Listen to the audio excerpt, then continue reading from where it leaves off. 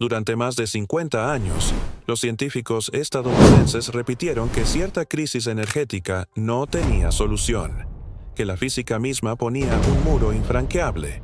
Pero mientras ese debate seguía estancado, China estaba haciendo algo muy distinto.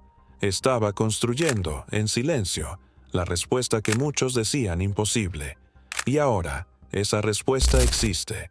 No nació en laboratorios occidentales ni en discursos triunfalistas sobre ser una superpotencia energética, sino en manos de ingenieros chinos que trabajaban lejos de los reflectores, creando algo tan radical que podría dejar obsoletas a las plantas nucleares de Occidente en menos de una década. Y no estamos hablando de paneles solares. Estados Unidos ya los convirtió en una de las fuentes de energía más baratas y confiables en casi todo su territorio. Tampoco se trata de turbinas eólicas. Esto es algo mucho más poderoso y mucho más transformador que cualquier cosa que el mundo haya visto desde el Proyecto Manhattan de la Segunda Guerra Mundial. Y, en realidad, el comienzo de esta historia se remonta todavía más atrás. Pero antes de empezar, no olvides dar like y suscribirte a nuestro canal. Entre 1958 y 2006, China concluyó la construcción del ferrocarril Qinghai-Tíbet, también conocido como ferrocarril Qing-Sang. Hoy, con más de 960 kilómetros de vías por encima de los 4.000 metros de altitud, es el ferrocarril más alto del mundo. Trenes de pasajeros ahora salen de Pekín, Chengdu, Chongqing, Cantón, Shanghai, Xining y Lanzhou, y pueden transportar entre 800 y 1.000 pasajeros en temporada alta. Claro que construir una obra de ese tamaño no fue tarea fácil. Hubo cuellos de botella que los ingenieros tuvieron que superar. Para empezar, cerca de la mitad del segundo tramo fue construido sobre permafrost casi inestable. En verano, la capa superior se descongela y el suelo se convierte en lodo. El calor de los trenes que pasan por encima puede derretir el permafrost incluso con pequeñas variaciones de temperatura. La fragilidad del permafrost es el principal problema. En áreas donde el permafrost no es tan frágil, un terraplén de grandes piedras es suficiente. Pero en las regiones más delicadas, la vía necesita ser elevada como un puente. Los ingenieros resolvieron esto construyendo vías elevadas con cimientos de pilotes clavados profundamente en el suelo. Así como en el oleoducto Trans-Alaska, partes del ferrocarril también son enfriadas pasivamente con intercambiadores de calor a base de amoníaco. Eso ya suena impresionante, pero créenos cuando decimos que lo que viene ahora supera todo lo que China ha hecho antes. Energía para el futuro. Muy recientemente, en medio de la extensión árida del desierto de Gobi, en China, un equipo de 750 científicos logró lo que los mayores físicos nucleares de Estados Unidos decían que era fantasía. Un sueño imposible que desafiaba las leyes de la física y de la economía. Encendieron el primer reactor de sales fundidas con torio comercialmente viable del mundo, y, después de algunas pruebas, ahora funciona perfectamente. Sin derretimientos, sin fugas de radiación, sin fallas catastróficas.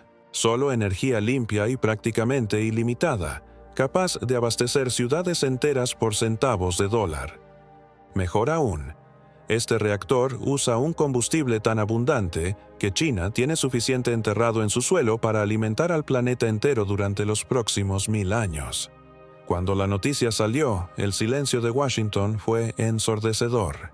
El Departamento de Energía de Estados Unidos, una institución que gastó miles de millones en proyectos nucleares fallidos en las últimas 2 décadas, emitió discretamente una nota de un párrafo reconociendo el logro de China. Profesores del MIT, que se habían burlado públicamente de las ambiciones chinas con el torio, comenzaron a retirar sus artículos. Consultores energéticos que construyeron carreras enteras diciendo que los reactores de torio estaban a 50 años de distancia, simplemente desaparecieron de las redes sociales. Y el presidente Donald Trump, palabras que había dicho años antes de repente parecieron proféticas.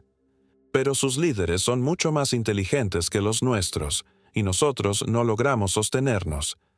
China, vas allá hoy, carreteras, puentes, escuelas, Nunca has visto nada igual. Ellos tienen puentes que hacen que el puente George Washington parezca cosa pequeña. Porque aquí está la verdad incómoda que ningún político occidental quiere admitir. China no solo construyó un mejor reactor nuclear, construyó una tecnología que hace que toda la estrategia energética estadounidense parezca una reliquia de la Edad de Piedra.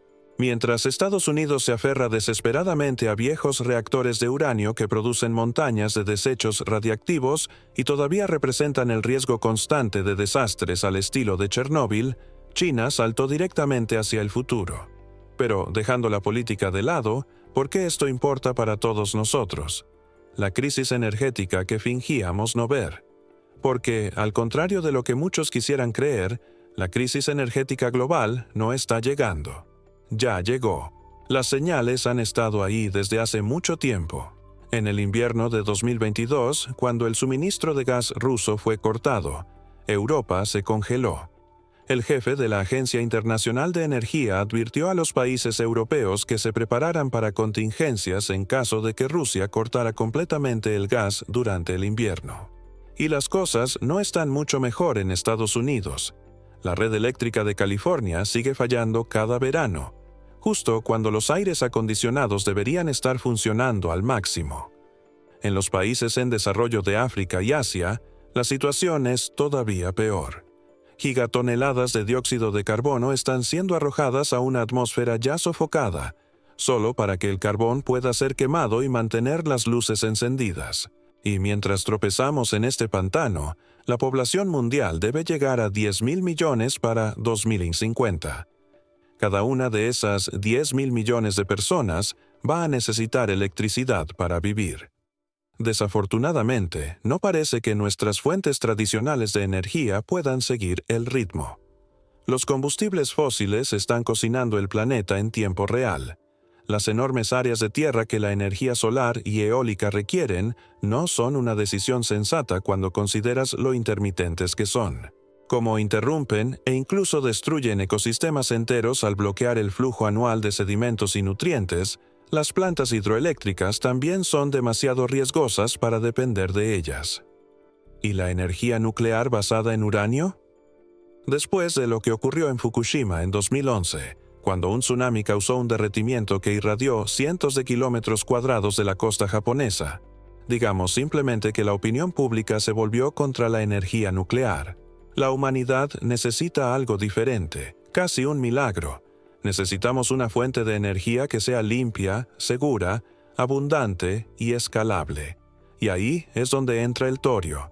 Pero entonces la historia se vuelve indignante, especialmente si eres un contribuyente estadounidense. Estados Unidos, de hecho, inventó la tecnología de reactores de torio, o al menos fue uno de sus principales pioneros. En los años 60, el Laboratorio Nacional de Oak Ridge, en Tennessee, construyó y operó el primer reactor de sales fundidas del mundo usando combustible de torio. Durante cerca de 4 años, la instalación funcionó perfectamente, y los científicos la llamaron el futuro de la energía limpia. Pero entonces llegó 1973 y el gobierno de Estados Unidos lo apagó de repente. La razón: no se podían fabricar armas nucleares con torio. Los reactores de uranio que Estados Unidos estaba construyendo podían producir plutonio, el ingrediente clave para las bombas atómicas. En esa época, Estados Unidos ya llevaba mucho tiempo en la Guerra Fría, y la carrera armamentista con la Unión Soviética había alcanzado su punto máximo. El Pentágono quería reactores que hicieran 2 cosas al mismo tiempo: generar electricidad y producir material para armas. El torio no podía hacer eso. Entonces Estados Unidos lo abandonó, enterró las investigaciones y volcó billones de dólares en la infraestructura de uranio. En los 50 años siguientes, los reactores de torio fueron tratados como una curiosidad científica, algo interesante para escribir artículos audaces, pero demasiado impráctico para construir de verdad. Los expertos occidentales insistían en que los desafíos técnicos eran insuperables. Las sales fundidas corrosivas destruirían cualquier vasija de reactor en pocos meses. La radiación de neutrones rompería los materiales estructurales, y el subproducto tritio representaba riesgos de contaminación imposibles de controlar. Los costos eran demasiado altos, el plazo demasiado largo y la probabilidad de éxito demasiado pequeña. Entonces el torio fue dejado de lado. Pero mientras los científicos estadounidenses explicaban por qué no se podía hacer, los ingenieros chinos ya se estaban arremangando. En 2011, el Consejo de Estado de China aprobó una iniciativa de investigación de $3.000 millones llamada Programa de Reactores de Sales Fundidas de Torio. ¿El objetivo? Construir un prototipo funcional para 2024. La comunidad científica internacional se rió. Analistas de energía lo llamaron propaganda. La prensa occidental lo descartó como otro ejemplo de la tendencia china a prometer demasiado y entregar muy poco. Pero lo que esos críticos no entendieron fue el enfoque chino hacia la ingeniería. Porque en China, lo imposible no es una pared, es solo un tope incómodo. Mientras empresas estadounidenses presionaban al Congreso para proteger sus inversiones en carbón y uranio, China estaba vertiendo concreto en el desierto de Gobi. Y ahora, apenas 13 años después, el sueño imposible se volvió realidad. El reactor de torio de China no solo está funcionando, está casi perfecto. Además de producir energía limpia con 0 emisiones de carbono, genera mucho menos desecho radiactivo que la mayoría de los reactores tradicionales. ¿La mejor parte?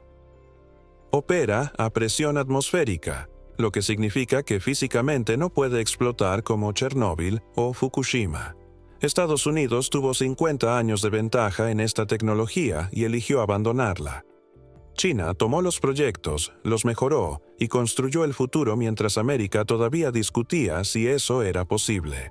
Entonces, ¿cómo lo lograron? ¿Qué secretos están escondidos en esa instalación remota en el desierto de Gobi? ¿Y qué significa esto para el equilibrio global de poder en un futuro en el que la energía lo es todo? Pero antes de avanzar, es importante aclarar algo. Cuando Estados Unidos dijo que los reactores de torio eran imposibles, no solo estaba dramatizando. Los miedos venían de problemas reales. Había 3 grandes desafíos de ingeniería que frenaron a las mentes más brillantes de la física nuclear durante más de medio siglo. Y, de alguna manera, China superó los 3. El primer problema era el calor. Imagina trabajar con un líquido tan corrosivo, tan reactivo, que corroe el acero como el ácido corroe el papel. Calentar ese líquido a 700 grados Celsius convierte el plomo en vapor. Ese es el ambiente dentro de un reactor de sales fundidas de torio. Los reactores tradicionales usan pastillas sólidas de uranio, pero los reactores de torio necesitan una mezcla burbujeante de torio disuelto en sales fundidas. Así, el combustible líquido fluye continuamente por el núcleo, absorbiendo neutrones, generando calor y produciendo energía. Suena elegante, excepto por un detalle. Las sales de flúor fundidas están entre las sustancias más corrosivas que se conocen. A 700 grados Celsius, no corroen el metal, lo destruyen. Penetran en las estructuras microscópicas de los metales, causan fragilización y un proceso llamado fisuración por telurio que puede destruir las paredes del reactor desde adentro.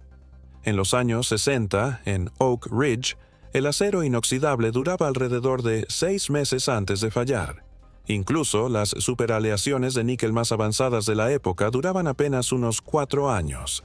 Pero una planta nuclear necesita operar al menos 30 años para ser viable. Cambiar el núcleo cada 4 años costaría cientos de millones de dólares. Suicidio financiero. Los metalurgistas estadounidenses intentaron de todo.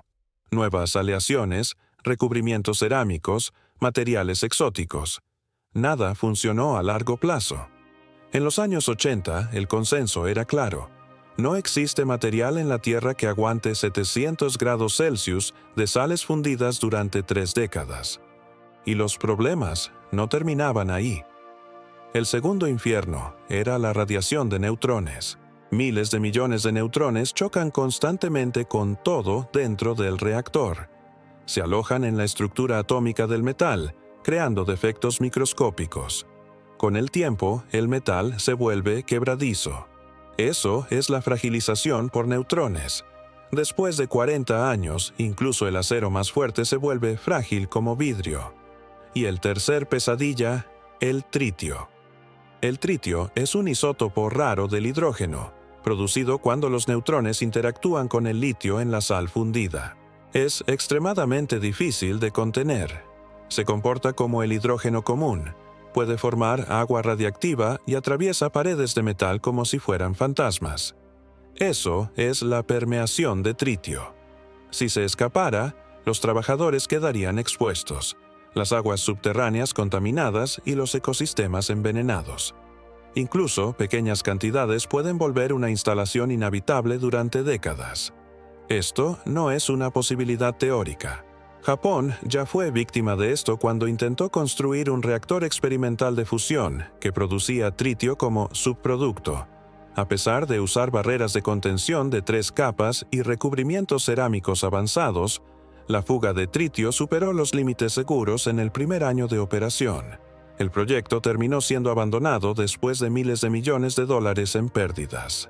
Ingenieros nucleares estadounidenses estudiaron el fracaso japonés en profundidad y concluyeron que contener tritio en un ambiente de sales fundidas era un problema insoluble. Es decir, para construir un reactor funcional de sales fundidas con torio, habría que resolver 3 problemas casi imposibles al mismo tiempo. Primero, inventar un material que sobreviva a sales fundidas a 700 grados Celsius durante décadas. Luego, impedir que la radiación de neutrones destruya ese material. Y, por último, contener el tritio, un gas radiactivo que atraviesa metal sólido sin dejar rastro. Y además habría que hacer todo eso manteniendo los costos competitivos con el carbón, el gas natural y los reactores tradicionales de uranio. En ese escenario, no se puede culpar a todos por haberse rendido. Pero, de alguna forma, China logró resolver todos esos problemas, completa y definitivamente. La principal ventaja que tuvieron fue la ubicación. El sitio del reactor, cerca de la remota ciudad de Wuwei, en el borde del desierto de Gobi, fue elegido por varias razones. La primera fue el aislamiento total. Ahí podían trabajar con enfoque absoluto. La región también es sísmicamente estable, sin registros de grandes terremotos. Además, había acceso a acuíferos subterráneos. Y, en caso de que ocurriera una fuga catastrófica, la contaminación radiactiva quedaría confinada al desierto. Y más aún, este reactor de sales fundidas con torio no necesita agua. La mayoría de las plantas nucleares convencionales dependen de grandes volúmenes de agua para enfriamiento, lo que las hace vulnerables a sequías y olas de calor. La filosofía detrás de este proyecto multimillonario era cristalina: elegir a las personas más inteligentes, dar recursos ilimitados, eliminar la burocracia y exigir resultados. Estados Unidos había abandonado la investigación con torio en los años 70. Mientras tanto, China traducía silenciosamente cada informe de Oak Ridge, estudiaba cada fracaso y se preparaba para mejorar todo. Y lo logró. Para vencer la corrosión, los investigadores rediseñaron la aleación átomo por átomo, agregando titanio, aumentando el molibdeno, introduciendo niobio y refinando la pureza hasta un impresionante 99.97%.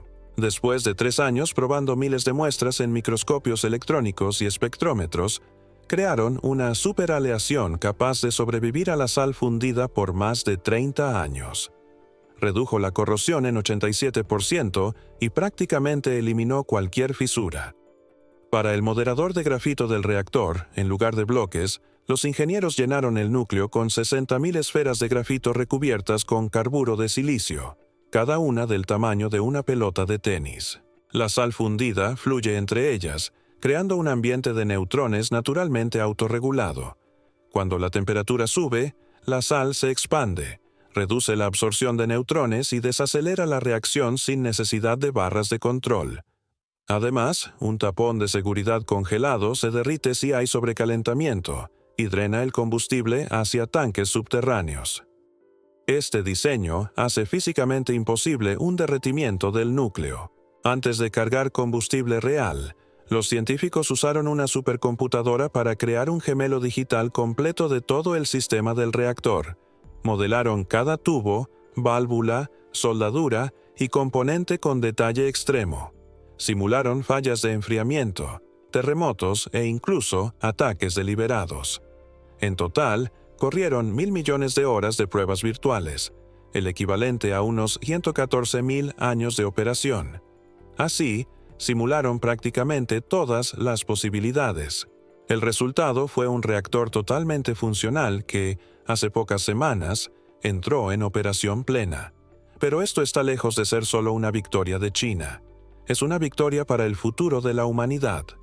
Desde el punto de vista de la energía limpia, los reactores de sales fundidas con combustible de torio son atractivos porque prometen resolver varias críticas hechas a la energía nuclear tradicional. Operar a presión atmosférica reduce el riesgo de fallas por alta presión, mientras que el combustible líquido puede drenarse hacia tanques de enfriamiento pasivo en emergencias, algo visto como una gran ventaja de seguridad. Además, el torio es más abundante que el uranio, y, en un ciclo bien diseñado, puede generar menos residuos radiactivos de larga duración, justamente uno de los aspectos más sensibles políticamente de la energía nuclear hoy. La decisión de China de invertir fuerte en esta tecnología también es una señal geopolítica. Al tomar la delantera con un reactor funcional de sales fundidas con torio y vincularlo a una estrategia nacional, Pekín se posiciona como definidor de estándares para proyectos nucleares avanzados que pueden exportarse a socios hambrientos de energía en Asia, África y Medio Oriente. Y hay más. El resto del mundo solo despertó ante esta planta en funcionamiento el 21 de noviembre, pero China ya trabajaba en ella en silencio desde hacía décadas. Eso solo puede significar una cosa: los ingenieros chinos han venido acumulando experiencia operativa que otros países no tienen, y eso se traducirá en ventaja comercial cuando estos reactores pasen de la demostración a la implementación a gran escala. Si eso llega a cumplirse, el proyecto de torio dejará de ser solo una curiosidad de laboratorio y pasará a formar parte de una estrategia mucho más ambiciosa: dominar la próxima generación de tecnología nuclear, del mismo modo en que China ya domina la producción mundial de paneles solares. No sería un avance aislado, sino otro paso dentro de un plan a largo plazo para controlar las tecnologías clave del futuro. Pero incluso si el camino no resulta tan perfecto como se espera, China ya merece reconocimiento por algo fundamental: atreverse a sacar esta idea del papel y convertirla en realidad. Su mentalidad de construir primero y perfeccionar después es una lección que las potencias occidentales tendrán que aprender, aunque eso implique dejar de lado el orgullo y aceptar que, esta vez, llegaron tarde. Gracias por ver. Nos vemos en la próxima.